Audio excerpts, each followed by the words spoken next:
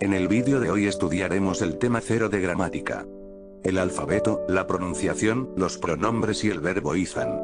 En ortografía, no existen ni acentos, ni diéresis, ni las siguientes letras: C, ñ, Q, V, W, I. Tampoco se escriben dos Ls, LL. El alfabeto se lee como se escribe y las letras son igual que en castellano. Excepto para las siguientes. En Instagram iré subiendo una a una, su correcta pronunciación. En euskera no es obligatorio añadir el pronombre personal en una frase. Estos pronombres son los siguientes: Ni, zu, ura, gu, zuek, haiek. Como vemos, y podemos adelantarlo ya, el euskera no tiene género, masculino o femenino, ni para personas, ni adjetivos, ni sustantivos.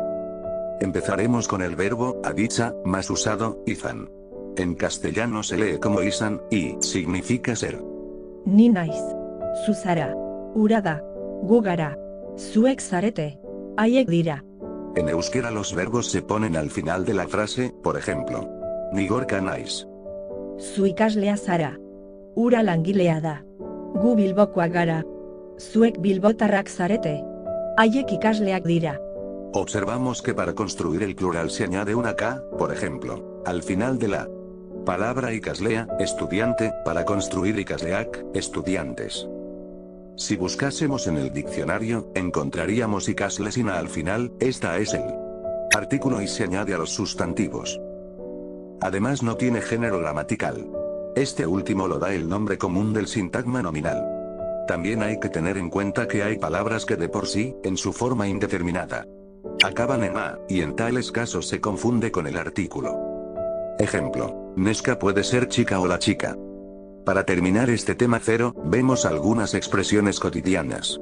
Egunon, arratsaldeon, gabon, eskerrik asko, mila esker, ez horregatik, agur, gero arte, ikusi arte, bihar arte, kaixo, onegin, urte berri on, zer moduz, ondo, eta zu, ni ere, ondo. Como ejercicio, ariketa, podemos traducir las siguientes frases.